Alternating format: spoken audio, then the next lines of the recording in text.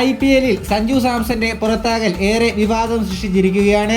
സഞ്ജുവിന്റെ വിക്കറ്റിനെ ചൊല്ലി സമൂഹ മാധ്യമങ്ങളിൽ ഇപ്പോഴും ചർച്ച തുടരുകയാണ്.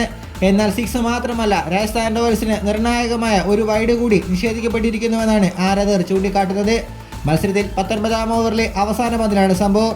റാസിഖ് സലാം എറിഞ്ഞ അവസാന പന്ത് വൈഡ് ലൈനിലൂടെ കടന്നുപോയി. അമ്പയർ വൈഡ് വിധിക്കാതിരുന്നതോടെ റഹ്മാൻ പവൽ റിവ്യൂ നൽകി.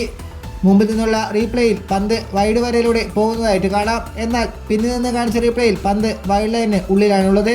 പിന്നിൽ നിന്ന് കാണിച്ച റീപ്ലേയിൽ റഹ്മാൻ പവലിന്റെ സ്റ്റാൻഡിംഗ് രീതിയിൽ ഉൾപ്പെടെ വ്യത്യാസം വരുന്നുണ്ട്. തൊട്ടു മുൻപത്തെ പന്ത് കാട്ടി അധികൃതർ ക്രിക്കറ്റ് ആരാധകരെ കബളിപ്പിച്ചെന്നാണ് പറയുന്നത്. മത്സരത്തിലെ ഓരോ പന്തും നിർണായകമെന്നിരിക്കെയാണ് ഇത്തരത്തിലുള്ള കൃത്രിമത്വം ക്രിക്കറ്റിൽ നടക്കുന്നതെന്നും വാദം ഉയരുന്നു. ഇന്നലത്തെ മത്സര വിജയത്തിലൂടെ ഡൽഹി ക്യാപിറ്റൽസ് വീണ്ടും പ്ലേ ഓഫ് പ്രതീക്ഷകൾ സജീവമാക്കിയിരുന്നു. ഇന്നത്തെ മത്സരത്തിൽ തോറ്റിട്ടുണ്ടായിരുന്നെങ്കിൽ DC ഏറെക്കുറെ പുറത്താകുമായിരുന്നു. സഞ്ജുവിന്റെ രാജസ്ഥാൻ റോയൽസ് നേരത്തെ തന്നെ പ്ലേ ഓഫിൽ കടന്നതാണ്.